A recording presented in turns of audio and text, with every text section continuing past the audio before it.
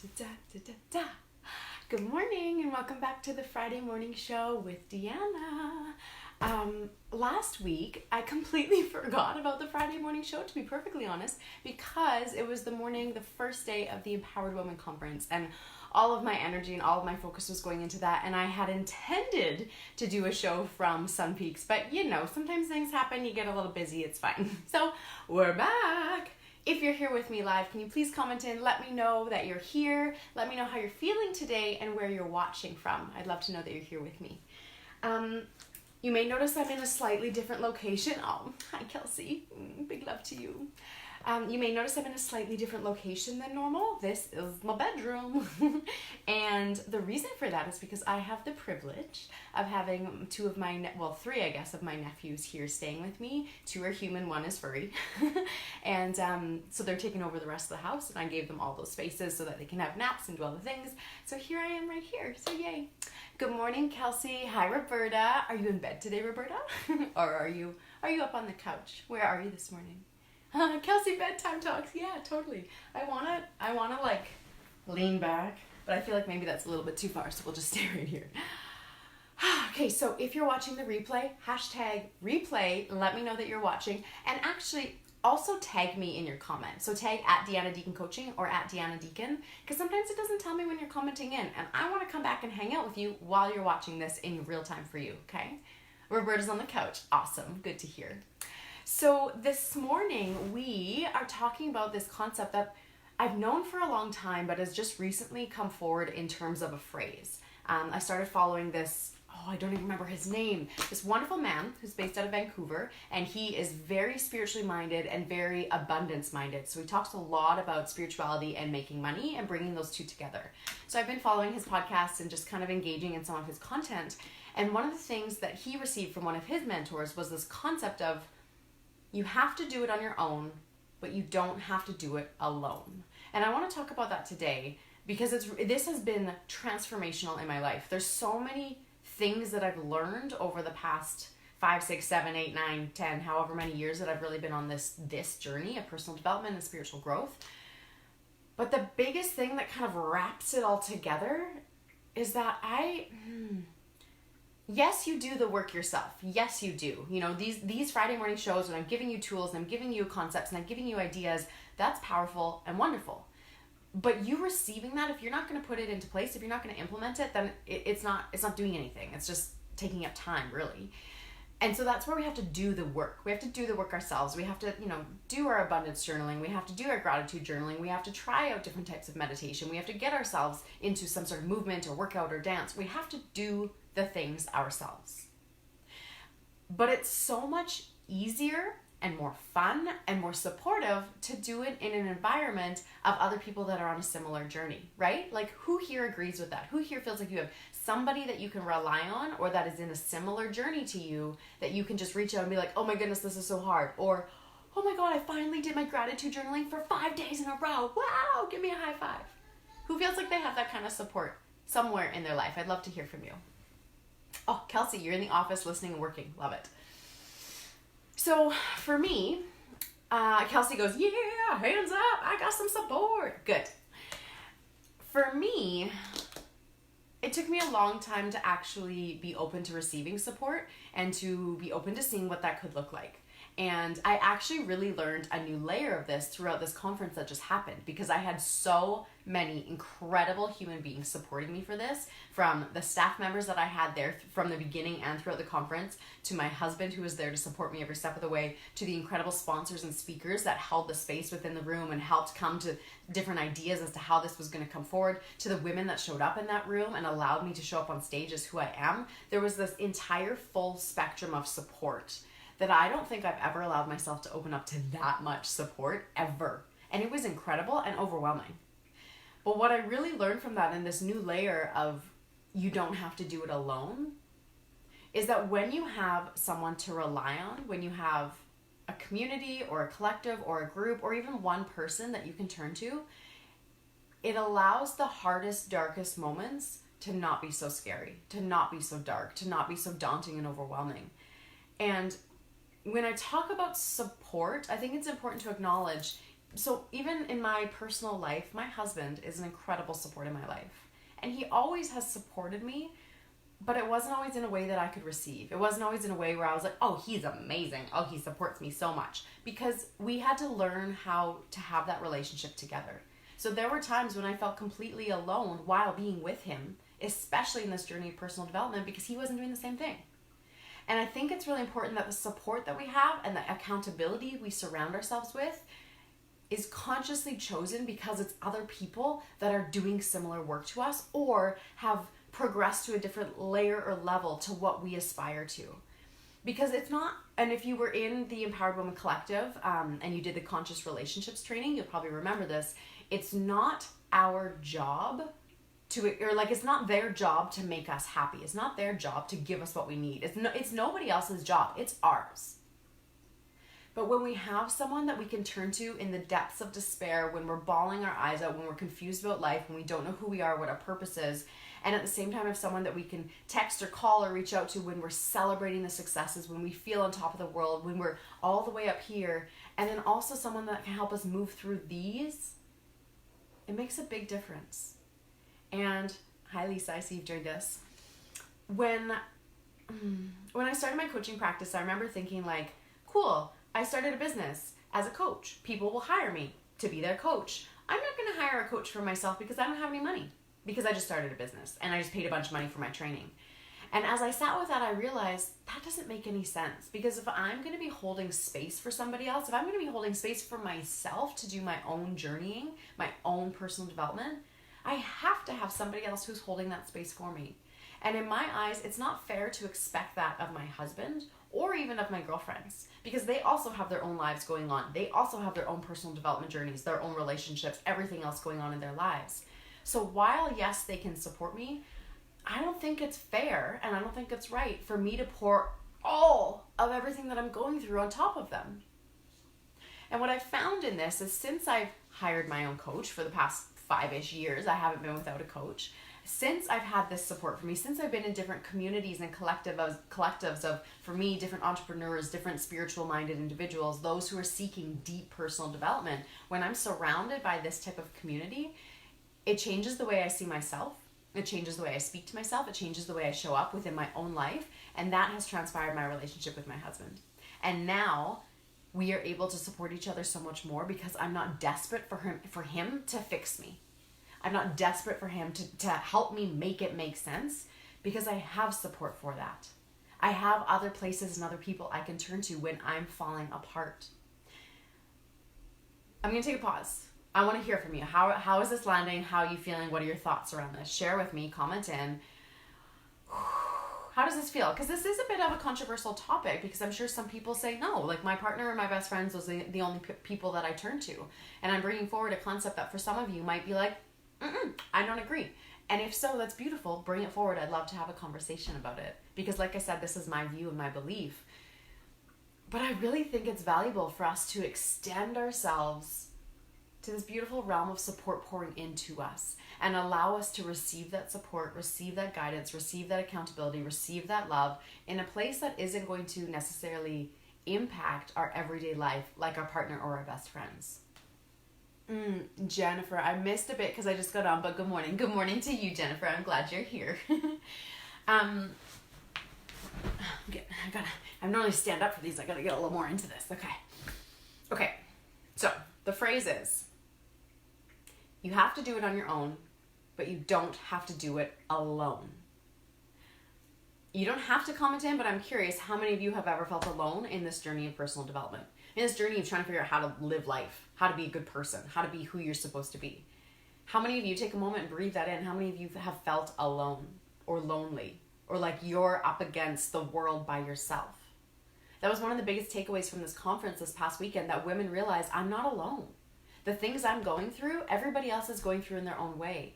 And when we can bring that connection together, it makes a big difference for us feeling like we can do it. Like we have support around us. It's incredible. Kelsey, I'm in the middle of this move right now with my hubby, and I totally agree. Oops, sorry. that being at the beginning, I thought he would hold me, but I truly need to hold me first. Something we talk about at the surface with love yourself first, but is so much deeper. Yes, Kelsey, I absolutely love that. And you, Kelsey, have brought in a certain level of support for you throughout this point in your life. And have you noticed that it allows you to not have to rely on your partner as much for the hard stuff, and sometimes create space for you to enjoy more of the fun stuff together? Because while that person is there to support and love you, that's beautiful and wonderful, and yes, we want to honor that, they shouldn't be getting that like 30% of you. They should be getting that part of you that wants to celebrate life, that is passionate about what you're doing, that believes in yourself, that can move yourself through these challenges. If you listen to my podcast this week, that just came out on Wednesday, I talked about a situation that occurred at the conference this past weekend that I know I'll talk about more in the future. But with that, I had a moment of personal breakdown. Something occurred, and I'll share later on in life, something occurred that broke me down. I didn't turn to Luke to fix it. He was there beside me. I didn't turn to him. I turned to myself. I held myself. And I know how to do that now because I brought in support for me, because I brought in a community that can hold me in that and teach me those skills for myself. It's so valuable and necessary, and we need to have that in our lives. Oh, good. So many comments coming in. Okay. Lisa, as a mother, many times feeling alone. Absolutely. You spend a lot of time at home by yourself with the kids. And if you have friends who aren't mothers or their kids are at different stages, I can see how that would be very isolating at times. Yeah. Kelsey, oh my God, so alone in some moments. But I learned that if I be courageous and talk with others, people will show up. Yeah. As soon as you put out that energy, that vibe, and those voices, those words, that you're looking for support, that this is what you're going through, that this is what's occurring, it helps other people see themselves in your story, and it makes it so much easier for you to connect.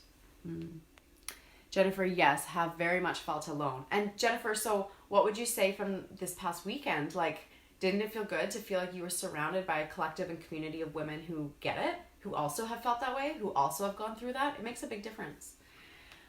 Kelsey, totally showing up with the 80-20. Yeah. Oh, hi, Amy. Hi, Jody. I have felt alone in my journey of growth. It is not something I'm able to share with my husband, as he doesn't understand. I'm not doing it to distance myself from him. Yes. Okay, so this is a big one, Jody, that I know that a lot of my clients have talked to me about, is the fear that if I'm growing and he's not doing the same thing, we're going to grow apart. I had this fear for ages that I thought for sure we weren't going to make it.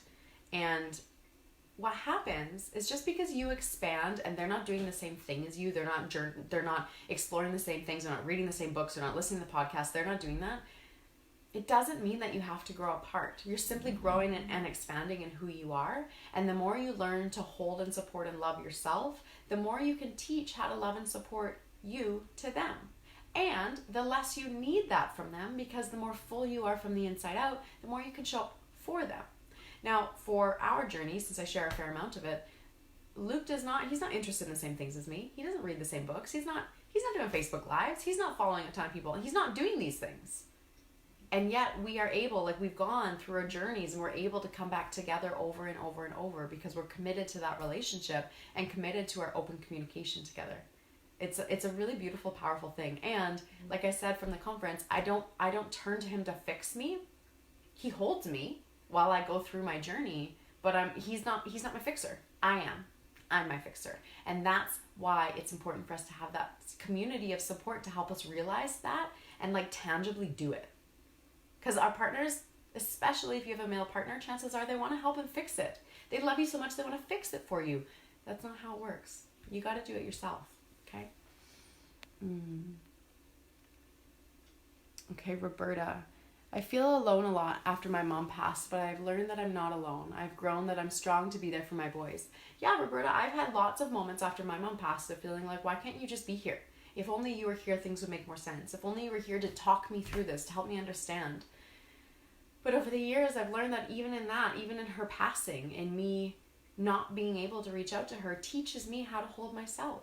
Teaches me that I'm the one that is here for me. And it's super valuable to understand how powerful it is to have someone holding space for you.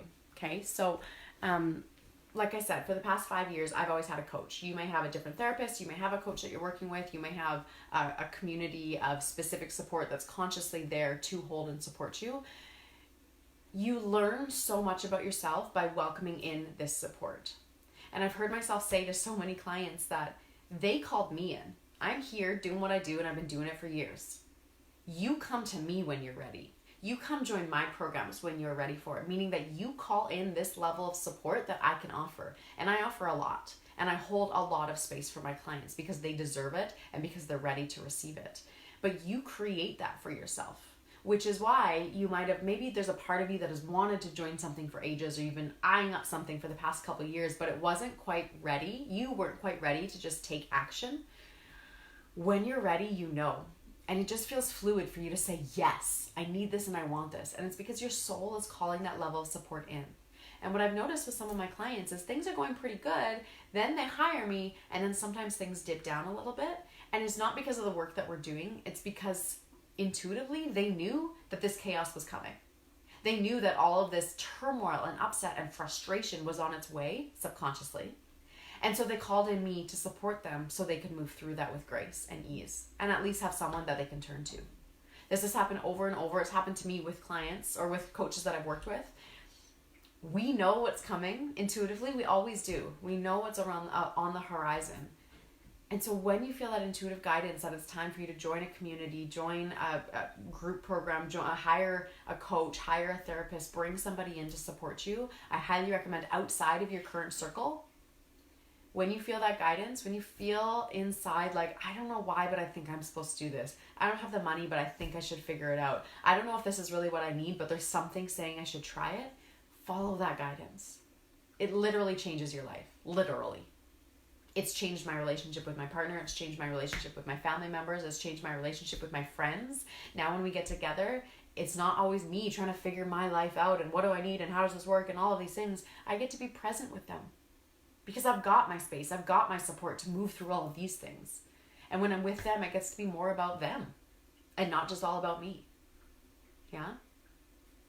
Jennifer says, oh, this is so fun. Thanks for commenting, you guys. And those of you watching the replay, I hope you're doing the same. Knowing that there are other ladies that feel the same way is empowering in itself. Totally. Because it helps us to not feel alone. But I filled my cup this past weekend and I came home open, and my experiences with people have been different. I know my husband doesn't get a lot of what I was explaining, but he held space and listened. And Jennifer, I feel like when Luke tells me all about his life and his day and the things he's doing with his work, I don't get it. I hold space and I listen and I support him, but I don't get it. When I tell him about my work, he has an idea of what I'm doing, but he doesn't get it. I don't think we need to get each other all the time. I know it would be nice. And I think that's why we do have some friends that do understand it, that are in that same journey. But what you said there is listening and holding space. I think that's the most beautiful thing we can do for ourselves and for any other human being, is to listen and hold space for them. To just hold them in that space of curiosity. Wow, what did you like about that? How did you feel? What did you take away from it? Why would you go back? Why did you enjoy it? Did it feel like something worthwhile? Just being curious about how they feel. I think that in itself is one of the most beautiful things we can do for others. And when you require someone to take you deeper, that's when you bring in that support for you. So you don't have to do it alone. So I've been working with a specific coach for the past year and a half. Her name is Caitlin Edgar. She's amazing. And the amount of emotional and energetic healing that I've experienced, a depth I've been able to get to, while she holds that space for me, while she helps to guide me, it's unbelievable. And it's not something that I could do on my own. Perhaps over time, yes. But I'm here to make a difference. I'm here to show up in a powerful way to make a big impact on those I interact with. And so for me, having that support behind me, someone I can lean back on, someone I can text when I'm in those moments, someone I can have a session with where I'm bawling my eyes out and she holds me in that space and reminds me that that's okay.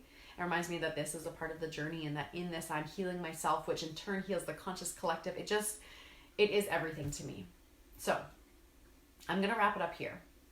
But I want you to remember and take home today, carry with you, where's your support? What does your support look like? What do you want your support to look like? If you were to have someone that you've hired in whatever capacity that looks like to hold that space for you, what do you want it to look like? What do you want that engagement to feel like? What kind of experience do you want to have with that? And just start getting curious and start exploring about what that could look like for you, because it makes a massive difference in your life. And if you have any questions about the whole coaching concept, about how that works, I'm right here. You can reach out to me at any time. I am very non-pressury. So if you're curious about coaching and how it works, just let me know. And next week, here in the social media world, I think most of you were at the conference last weekend, so you know already. But for those of you who don't, next week I'm going to be sharing a little bit more about a brand new offering I have where we can come together in community to support each other for an entire half a year of really coming into our empowered woman. And I'm really excited to share that, but that's for next week. For now, I have a couple coaching sessions, and then I'm going to spend the weekend hanging out with my nephews and my sister and just ground into life and love, and allow this to be the most magical, beautiful moments of life right now. Oh, Kelsey, thank you for all of those hearts. It feels so good. Kelsey, non-pressury. I totally love the saying. I use it constantly, right? Because who wants to be sold anything? I don't ever want to be sold anything, but I do love being educated and supported and have someone hold space for me to find what's true for me. So that's what I offer to others. Kelsey, you also have an amazing weekend. Thank you, ladies, for joining me. If this felt good, if there's something in it, feel free to share this video around. I would absolutely love it. And one more thing. If you haven't yet listened to my podcast from this week, I'm doing a November podcast challenge. So if you listen to any of my podcast episodes, take a screenshot, share them on Facebook or Instagram and tag me. Share the top 3 things you took away from it. And every time you do that, I'm recording it on my phone, and I'm gonna draw a name to receive my Master Intuitive Training, which is a 3-part video training that's super powerful to help you tap into your own intuition, how you receive it, what it feels like, how you can utilize it to make more easeful decisions. And it even comes with a 7-day intuitive action plan towards the end of those 3 days. So yeah, go listen to my podcast. I'll explain it all there for you again, okay? Mwah, mwah, mwah, mwah, mwah. I love you guys. I'll talk to you soon.